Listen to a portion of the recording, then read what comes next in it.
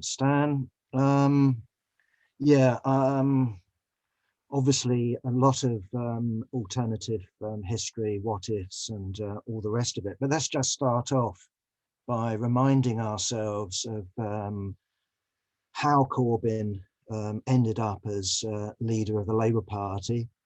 Of course, we shouldn't discount and don't discount the fact that Corbyn as a candidate and then Corbyn as the leader of the Labour Party tapped into a mass sentiment in society.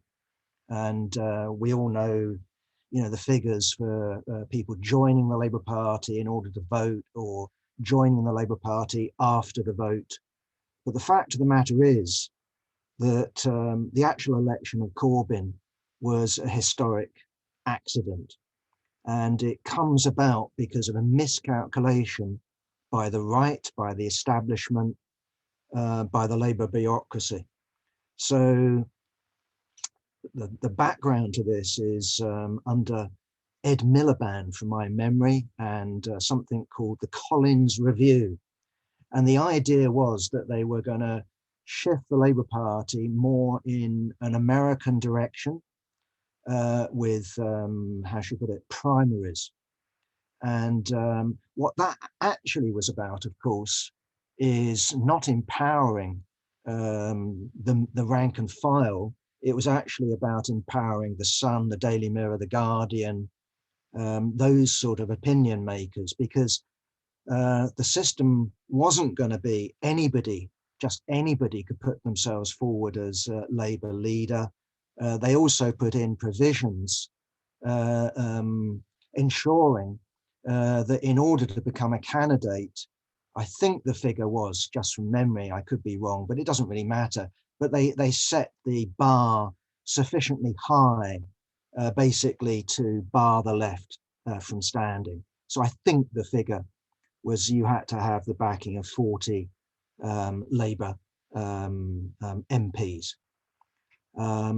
As it turned out, so stupid was the right that when Jeremy Corbyn put himself forward, there was a lot of lobbying going on, saying, well, in order to have a proper contest, a proper discussion, wouldn't it be a good idea for you, my right-wing MP, to lend Jeremy your vote purely for purposes of putting him on the ballot? You have the debate. Of course, Jeremy hasn't got a chance of winning. We all know that. That was the assumption that these people had. And of course, what you had in the words of Margaret Beckett, she described herself as a moron because she did that. My local MP also did that. And I think that Corbyn got his 40 or whatever the figure was, something like 1 minute to 12. So 1 minute before the ballot to get onto the ballot closed, he came in with his final list and got on to the ballot paper, which is just remarkable. So I was delighted, stunned. I couldn't believe it, but I didn't think myself at that point that we would see any sort of dramatic change. In the past, we'd seen, I think, Diane Abbott run and got a humiliating result. Either way, I changed my mind on that. I know I've said this before, but I think it's just about worthwhile repeating. I think I saw the BBC running hustings, and this was from Nuneaton. And that was, I think, an ex-Labour seat. But this hustings was done in front of ex-Labour voters. And I thought, well, okay, it's worthwhile watching on TV.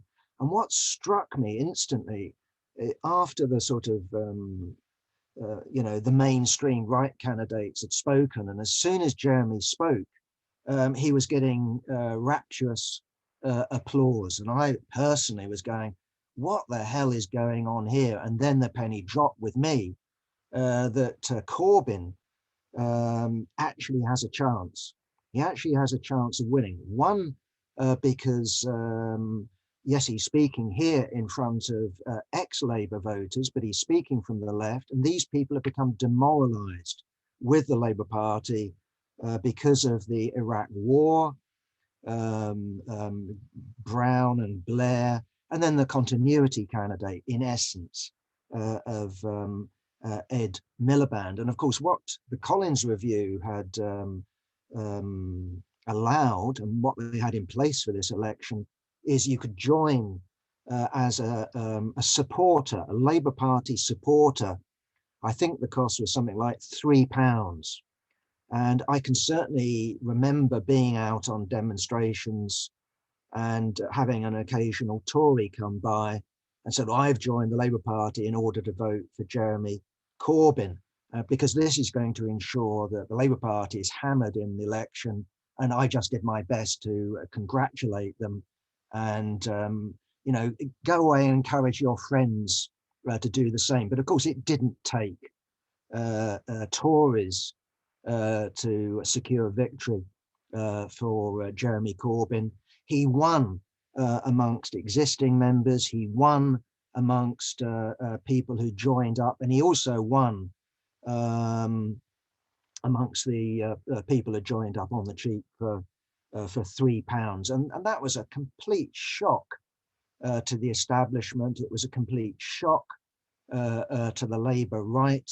They were basically mortified. It was the last thing that they'd expected. It was the last thing that they'd prepared for. And therefore, once he was elected, of course, you saw the campaign, which already really began to get rid of him, yanking up. And that involved, yes, all manner of lies, all manner of attempts to, you know, drive him mad. But what was notable, I think, is that when it came to their propaganda campaign, most of it didn't stick. So the attempt to prove Jeremy Corbyn was an agent for Czech intelligence and therefore ultimately for the KGB and the Soviet Union, that didn't really work. The stuff about him being pro-IRA, you know, after the Queen and all the rest of it had shaken Gerry Adams's hand, that didn't really work either. Even the stuff about, you know, my friend in Hamas, that didn't work either. And so the right, yes, attempted its coup with the no confidence motion, and I think it was something like 72 Labour MPs, including frontbenchers, signed that, and they had another leadership contest, which again Corbyn won hands down against the hapless Owen Smith. I haven't heard of him since, to tell the truth, but you know, he won. And then of course we have Theresa May, quite rightly from her point of view, looking at the Labour Party languishing in the opinion polls, fighting out internally a bitter civil war.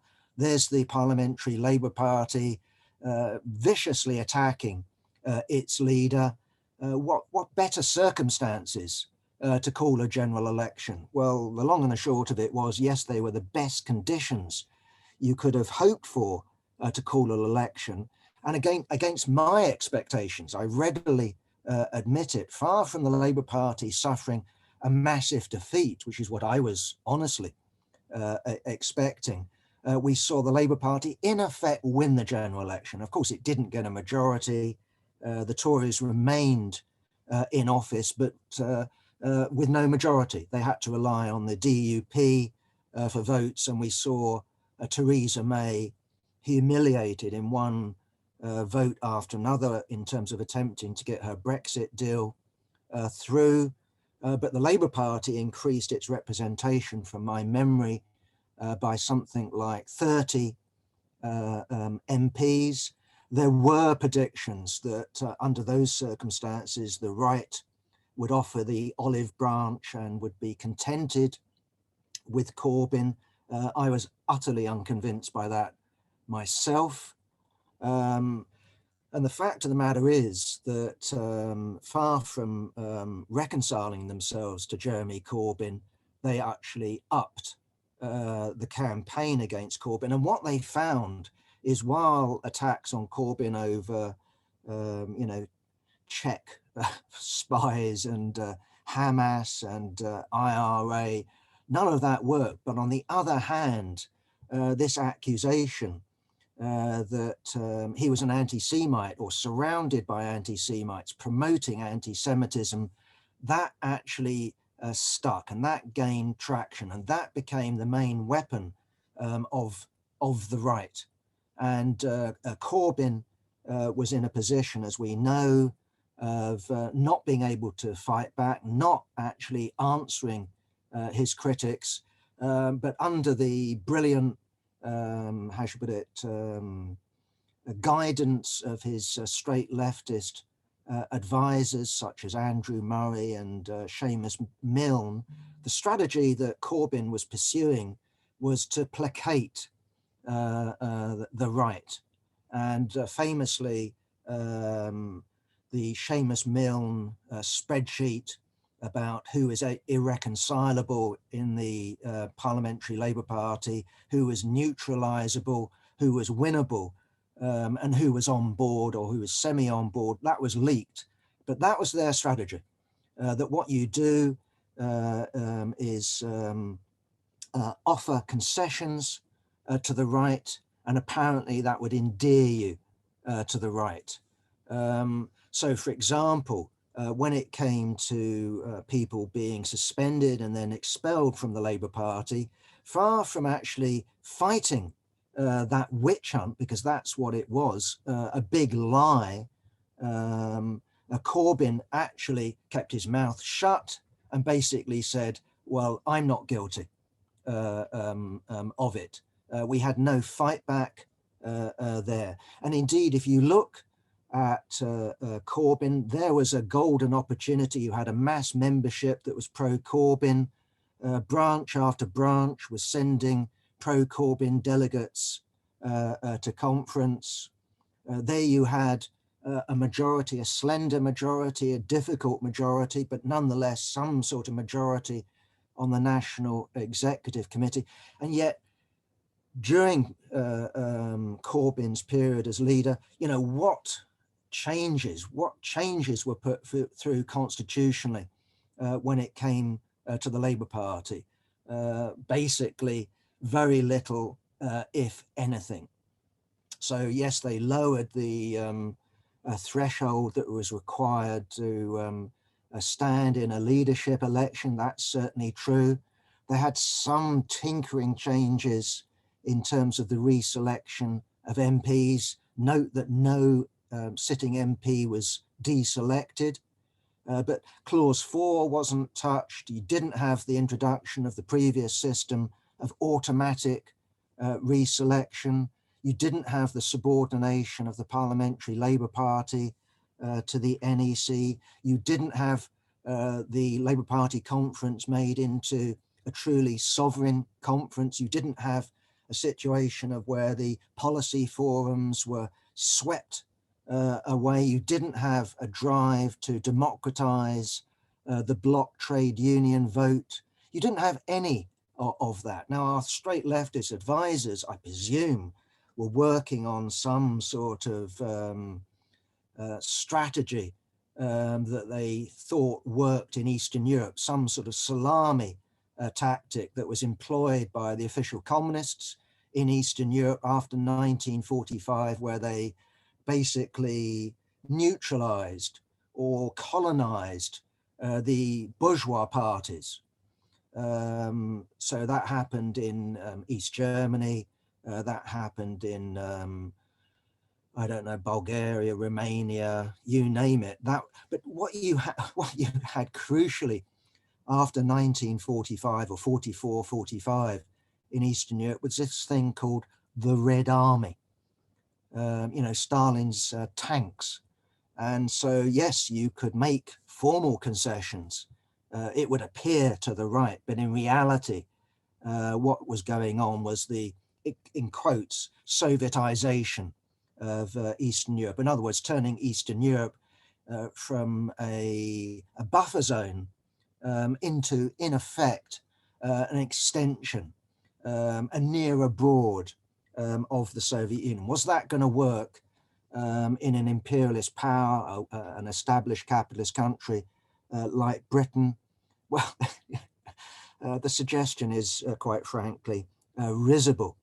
Nonetheless, I found it fascinating, and I think we should remind ourselves that as well as this successful big lie campaign, this idea that the Labour Party and crucially the left of the Labour Party was fundamentally anti-Semitic, that opposition to Zionism, opposition to the colonial settler state, the United States' top ally in the Middle East. Opposition to that was equated with anti-Semitism. So while that lie worked, it's worthwhile reminding ourselves of what else was going on. And I'm certainly, I cannot forget the fact that we had ex-generals lining up to denounce Corbyn. We had the ex-heads of MI5 and MI6 denouncing Corbyn.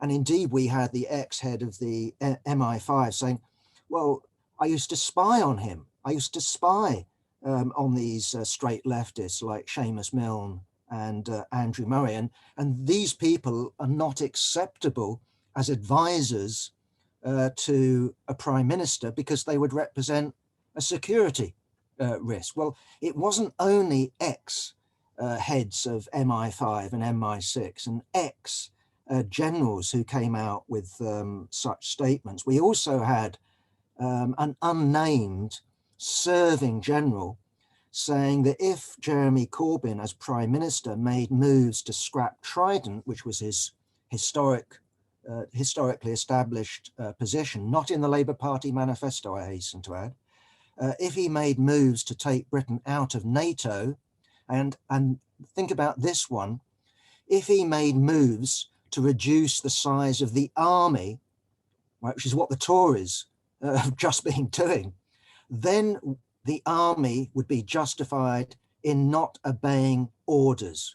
In other words, what this serving general was saying is that the army would mutiny under those circumstances. Now that sort of passed by the Labour right as if that was a normal thing for generals in the British Army to say and to threaten, as if that was a normal thing for former heads of MI5 and MI6 to say.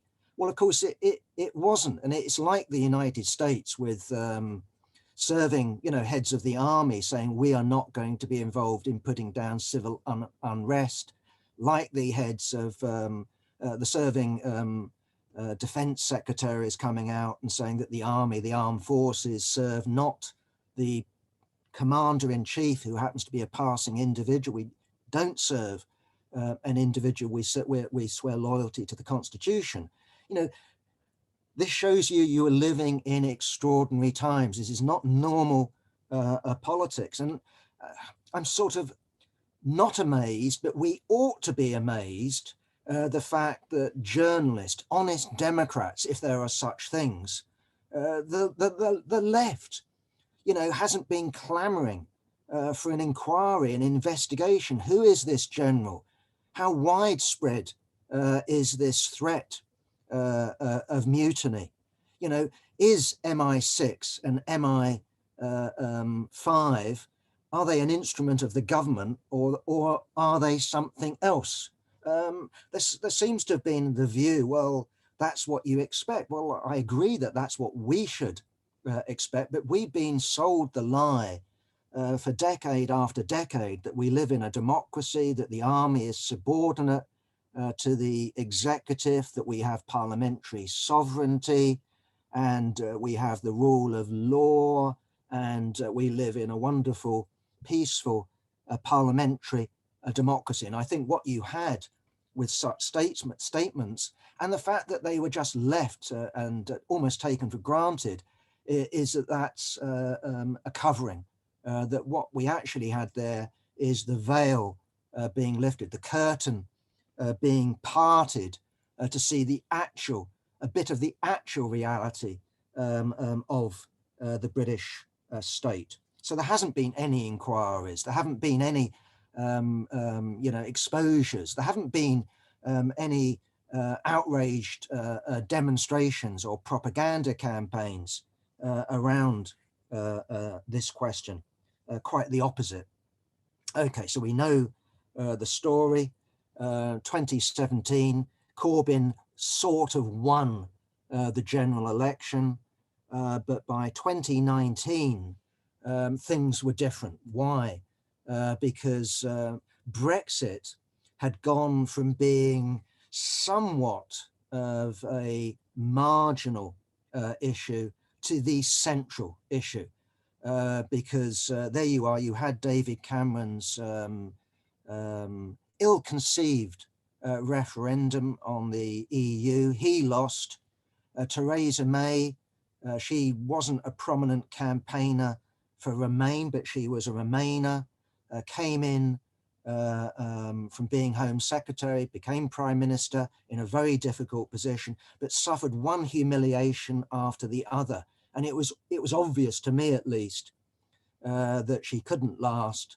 There was bound to be a leadership contest in the Tory party, and I was convinced that Boris Johnson would win that contest hands down. And the end result there didn't surprise me whatsoever. But of course, his slogan in the 2019 election was, "I will get Brexit done."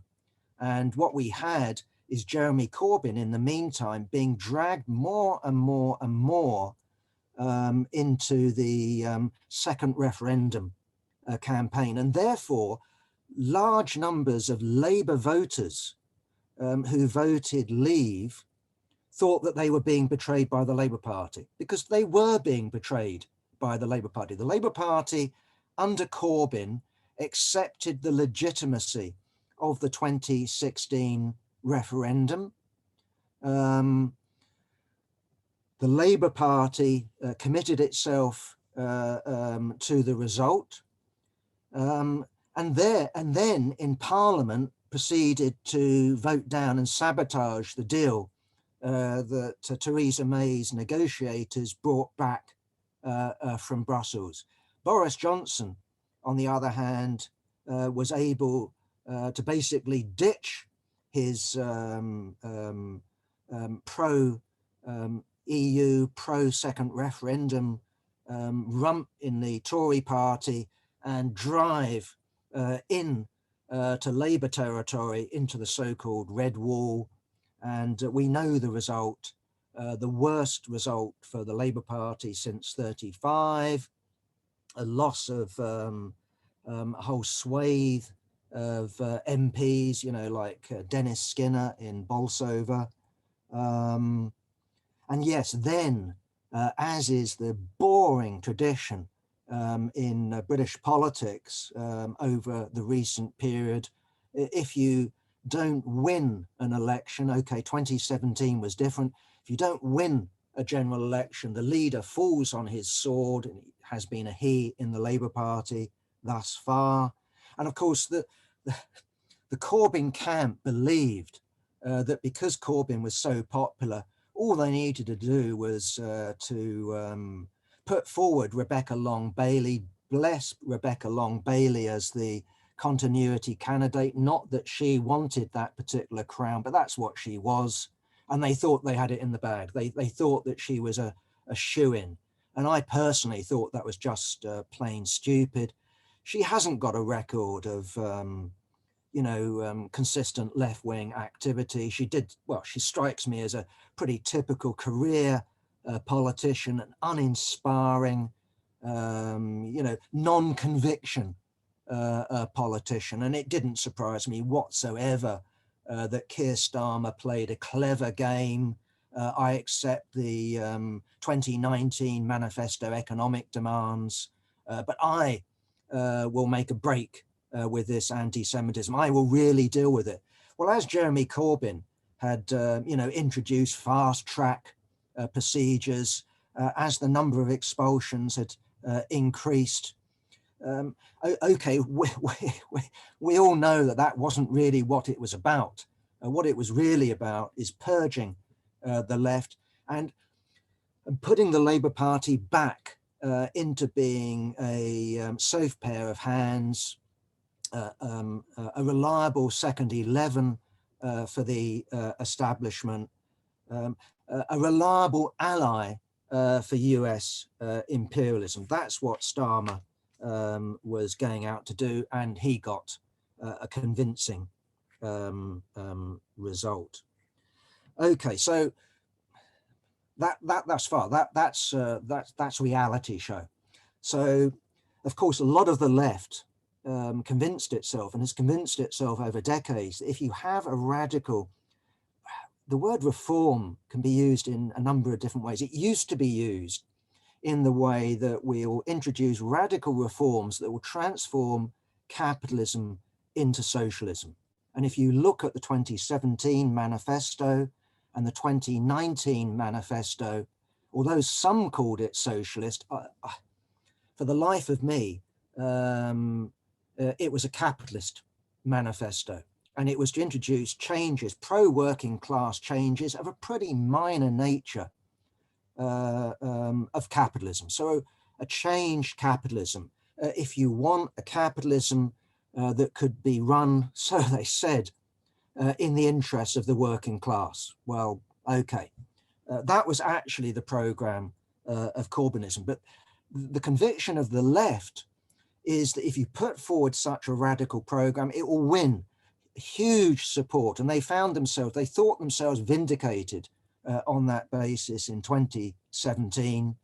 And the theory is that you build your strength through step-by-step radicalization. So if you look at the old official Communist Party and its program, the British Road to Socialism, what you have is a step-by-step Bernsteinist type approach to socialism. You reform capitalism. And so the Corbynites, in essence, were applying such a strategy. Well, okay, in 2019, the wheels came off it, but let's just you know, let's just get rid of reality and pretend that another accident, another historic accident happened. I don't know what. You know, Boris Johnson had been proven to be a liar. I'm sort of having fun. You know, some giant scandal, you know, erupted.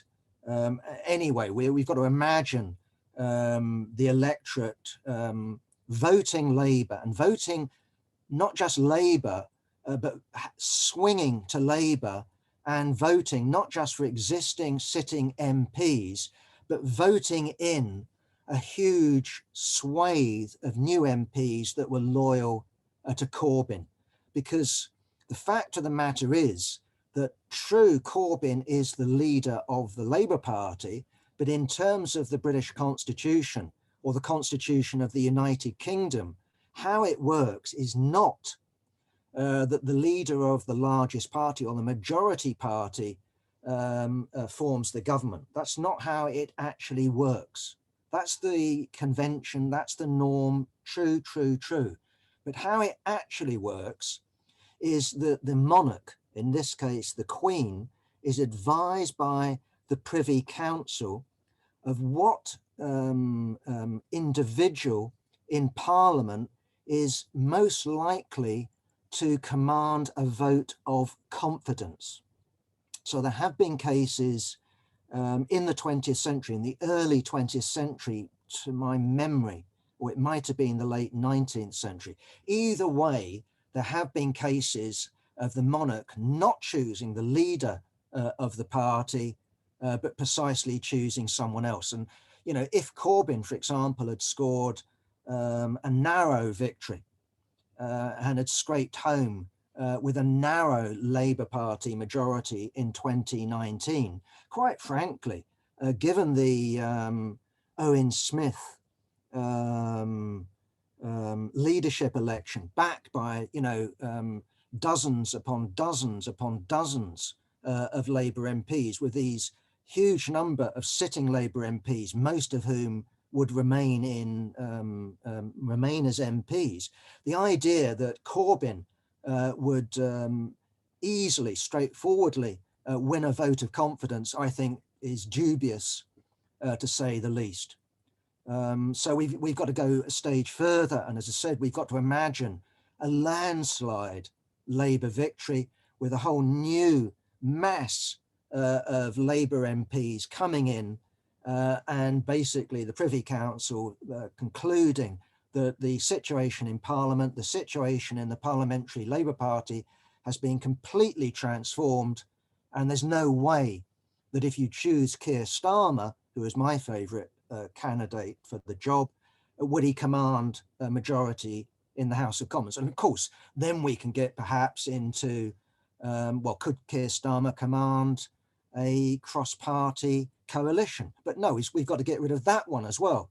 So we've got to have a situation where the Labour Party has a totally commanding, crushing majority in the House of Commons, where even if you lined up right-wing Labour with the Lib Dems, with the SNP, with the Tories, with the parties from the 6 counties, that even if all of that was put together, Corbyn would still get a vote of confidence. So we've got to imagine a very different world. So my freaky accident has got to be pretty damn freaky. It's almost got to be science fiction-y to be believable. But let's suspend our disbelief. Let's just go down that road. And of course, what at least some of us will be reminded of when it comes to fiction was Chris Mullen's, I think famous, I think is the right word, at least on the left, famous book, A Very British Coup, which I think was written in 1982. Worthwhile just very briefly describing the background and the plot outline of this book. This obviously is written in the background, not of Thatcher coming to power.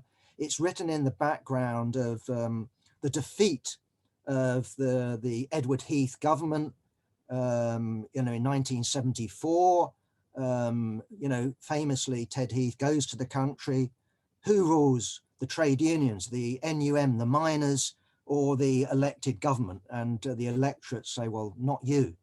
This is against the background of a massive upsurge in industrial discontent, a background of the Pentonville Five, who got themselves convicted, deliberately got themselves convicted under Ted Heath's Industrial Relations Act. 5 of them were locked up in Pentonville jail in London, and the Communist Party, in the form of the Committee for Defence, Liaison Committee for the Defence of Trade Unions, was calling workers out on strike, and those workers were coming out on strike. The TUC said, if these people aren't released, we will call a one-day general strike. This is against the background of Arthur Scargill and the Flying Pickets of the 1972 miners' strike, of where the British police force couldn't keep the doors of the Birmingham power station open against NUM pickets, miners' pickets, plus the pickets that were supplied from the engineering works of Birmingham. But this is also against the background of Operation Clockwork Orange, which is a plot that was sort of vaguely referred to, in 1974, that various members of the armed forces, but also Louis Mountbatten, You've heard of him. He was the guy that was blown up by the IRA, one of my happiest days in 1979, I have to say. He was the uncle, from my memory, of the Duck, Philip. Either way, he'd played a leading role in the military and state establishment during World War II and after World War II. He was the genius that presided over the division of India, for example, and I don't know how many dreadful deaths that resulted in. Either way, there were rumors of Operation Clockwork Orange, which was going to overthrow the Harold Wilson government that came in 1974. This is under the excuse, which is obviously as ridiculous as Jeremy Corbyn being a Russian agent. The idea it was that Harold Wilson was a Russian agent. Well, of course he wasn't, but that would be the excuse, that he's in the pay of the Kremlin. And you had famously an editorial in the Times, that's when the Times mattered, saying that Britain has become ungovernable. So Chris Mullen's book, which I think became a TV series or film or something like that, but the book is based on the idea that, what's his name, Harry Perkins, a sort of working class Northern Labour MP, becomes Prime Minister, and how the establishment gang up to get rid of him. And of course, the coup isn't lining people up and shooting tens of thousands of people. You know, he has an illness. He's conveniently put aside. But the point would be that it shows you that the idea of the left forming a government and the idea of the establishment ganging up to get rid of that government was in the air. Well, it was in the air not only in the late 70s, it was also, of course, being openly touted against Jeremy Corbyn. And so, yes, okay, we've got our thumping Labour majority along with, you know, of a Harry Perkins type. And what have we already been promised? Not only serving generals refusing to obey orders, we've also had the visit of Trump, but also Mike Pompeo, who says, well, if this guy Corbyn gets elected, we've got to push back against that. Now, what does push back mean? Well, I leave it to your imagination. This is unleashing not only the forces of the British secret state, it's unleashing the CIA and the power of the American state. So again, what would happen? There's Britain, an island that relies a great deal in terms of its economy on the city. You know, what happens to the pound under such circumstances? Well, we know in 1956, the Americans basically said, if you don't pull out of Suez, we'll pull the plug on the pound sterling. Well, would they leave the pound sterling standing with Jeremy Corbyn there, or would they actually pull the plug on it? What would they do in terms of the city? Would they allow it to continue, or would they encourage a flight of capital? You know, all we need to do is pose those questions and you start to come up with answers. You know, what would the disinformation be? Well, we've already talked about anti-Semitism, but I'm also reminded in that sense, I think it was the first Labour government, wasn't it, of minority government of Ramsay MacDonald and the Zinoviev letter that, yes, the Communist Party of the early 20s was just about to unleash an armed uprising, and basically the Labour Party was playing along with this. Now, all those sort of stories or modern versions of it would have been unleashed. And I'm also reminded in that sense, if this government had lasted a bit longer, of the strategy of tension that the CIA has employed in the past, that we've got plenty of evidence for. So, for example, in Italy, left-wing terrorism. Is it really left-wing terrorism? But bombs go off. I'm reminded of Chile and the lorry drivers. This is a self-employed lorry drivers go on strike. How can they afford to go on strike? Well, I'm reminded of housewives, middle-class housewives, just like we saw on the streets of Venezuela. We saw the same thing on the streets of Santiago and other Chilean cities under Salvador Allende and the Popular Front government there. Middle-class women going onto the streets and banging pots and pans. Basically, we're starving like hell. You're starving. So you can imagine British versions of such outrages and such fake demonstrations. You know, the money would be ploughed into media campaigns. The press would be going hysterical. Lies would be coming out. People would be bought off.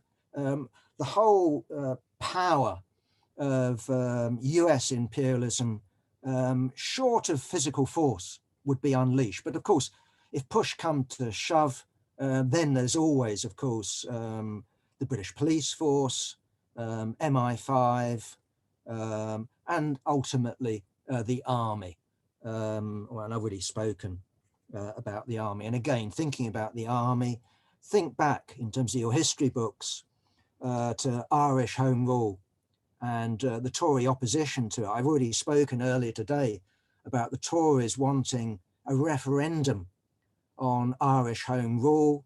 This is 1914. And the Labour Party saying, sod referendums, we're not going to support a Tory referendum on Irish Home Rule, nor are we going to support a Tory referendum on women's suffrage. But okay, so in 1914, what happens? Well, we have the Curragh Mutiny, where the officer class refused to obey orders. They actually resign en masse. And we also have the Tories conniving with the, what do they call it? Ulster Volunteer Force. I think they armed 100,000 volunteers under Carson, basically threatening civil war in Ireland. That's with the direct connivance of the Tory party. Well, it's those sort of things that we should imagine a Prime Minister Corbyn would have faced. And if he'd managed to stay sane and determined up to that point, well, you know, I'll eat my hat. But okay, let's just imagine it. But no, the final blow is delivered by the army. But I really don't think that even with my thumping majority, that we need to go too far down that road. Coups can take many different forms. They can take the form of a parliamentary coup. They could take the form of a legal coup. They could take the form of a monarchy coup by not calling Jeremy Corbyn. It can take many, many, many different forms. But ultimately, yes, there's the arms question. Now, I've already said that if you actually take Jeremy Corbyn's programme, well, what would my description of it be? Well, you could, if you wanted, call it bourgeois socialism, along the lines of the 1848 Communist Manifesto. I wouldn't, though, myself call it socialist. You know, I think that with that, those two manifestos, I think what you actually had is the common perception of it and the common presentation of it was actually way to the left of actually what it was. So my argument would be that imagine this huge Labour majority, which I know is difficult to imagine, and okay, just go with me sort of idea. What it would do potentially, and this is what made it dangerous, is produce something that Marxists have called a crisis of expectations. And the classic example of that was 1936 and the Popular Front government in France, which didn't promise much, but the masses, the working class masses that voted for it, thought that it did. And famously, between a government being elected in France and then a government assuming office, you had an interregnum. It's like the United States between November and January. And what happened there in France is that, in Trotsky's words, the working class started to put into practice and make demands that they thought was in the program of the Popular Front government. So factories were occupied, huge concessions were given by the bourgeoisie. The working class really did make a huge stride forward, and the Communist Party and the Socialist Party had to busy themselves to lower expectations, to dampen things down, to put the brakes on. Okay, so in our scenario, I have a crisis of expectations, or at least the prospect of it. And that's what made Corbyn's program fearful for the bourgeoisie. It's what people could project onto it, not actually what was really in it. Okay, so then I come to my final section of this talk, and I've already spoken for 3/4 an hour, so I'm going to try to bring it together quickly. Of, you know, what could be done. And well, there, okay, I know I've created my fantasy, a huge majority for the Labour Party, so things aren't quite as they are, but I'm still projecting forward a fragmented and hopeless left, a left that's committed to a step-by-step program of moderation, of appeasement, a left that doesn't take the Constitution seriously, doesn't even take the Constitution of the Labour Party seriously. What they take seriously is getting Jeremy Corbyn into number 10, carrying out some radical measures, which in their fantasy world actually add to popular support. Well, in my world, a Britain that's being pushed back against by Mike Pompeo, the CIA, the British establishment. Here's a situation that, instead of being able to afford, you know, radical pay demands and radical spending programs, the opposite is occurring. And that is often the case with these reformist experiments, that in a situation on a run on the pound, the stock market plunging down, tax receipts shrinking, and all sorts of other pushback measures, far from the government being in a position of largesse and sprinkling concessions and nice things, sweeties, to left, right, and centre, the opposite happens. And that's what you would expect. When you're under attack, you have to adopt methods of siege. And just, you know, as an example, look at the Cyprus government, the Syriza government in Greece. Of course, Greece isn't Britain. Nonetheless, I think the point is made. Okay, so I don't see a situation, you know, with my Harry Perkins scenario of where the left can successfully resist. And over this long weekend, you know, we've dealt with one failure after another of the left, and often with absolutely horrendous results of, and then what happened is they came and arrested us all, and then they put us in concentration camps, or they forced us into exile, and it took 20 years for our movement to revive.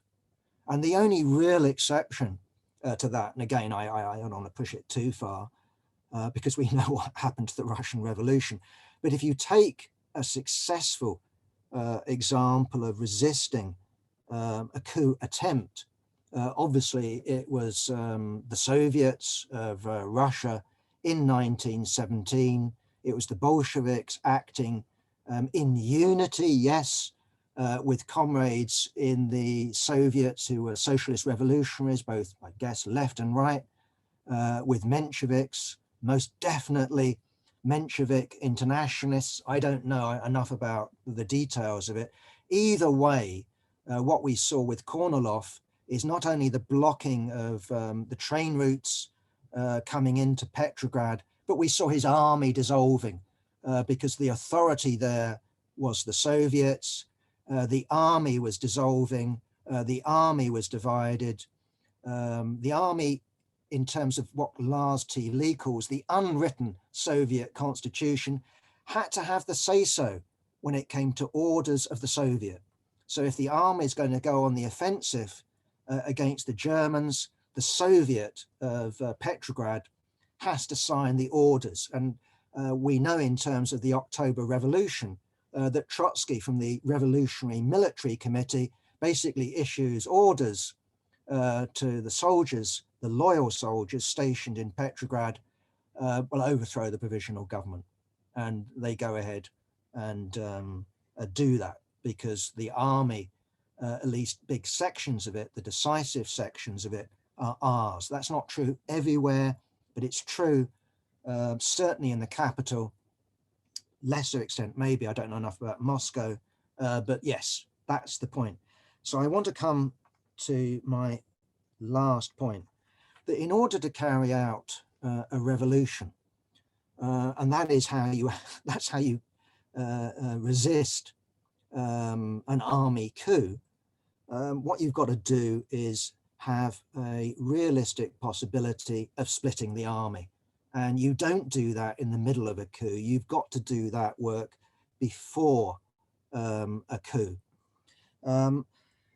So what I'm going to do is, I'm not very good at reading things out, so forgive me, but this is a little article I came across of Lenin. I was reading it for other purposes, but this is Lenin in 1905, at the beginning of 1905. So the events are spiraling upwards, and Lenin is basically saying, we've got to get the proletariat armed.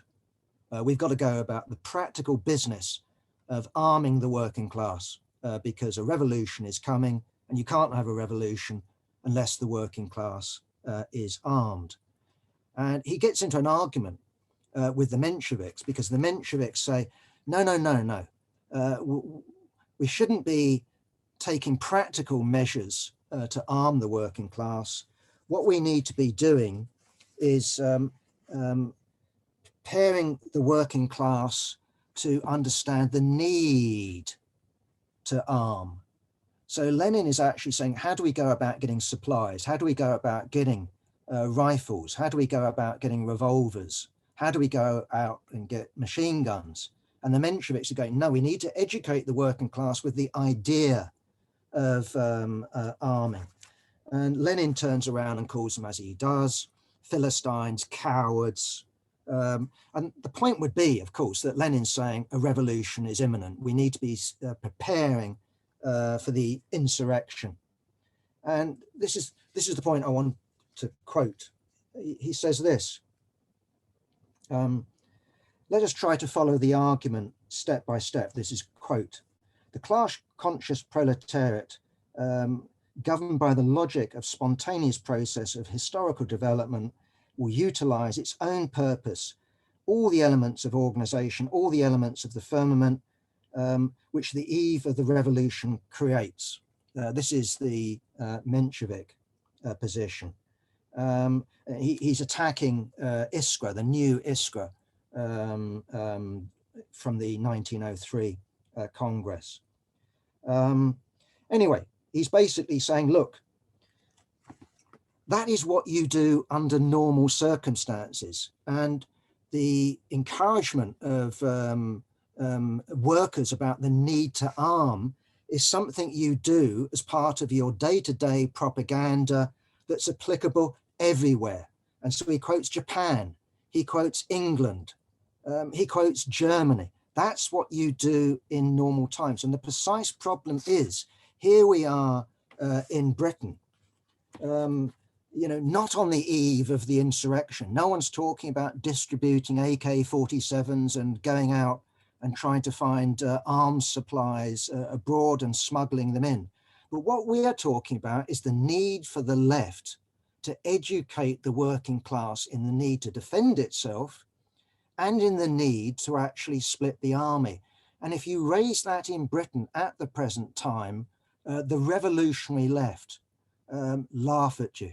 The revolutionary left dismisses that task, and hence I think is in no position not only not to stage an uprising in a revolutionary situation, but is not even in a situation of where if, and it's a huge if, Corbyn and the Labour Party and the Labour left had been massively successful in 29, they're in no position to resist army, MI5, press, court, monarchist, State Department pushback.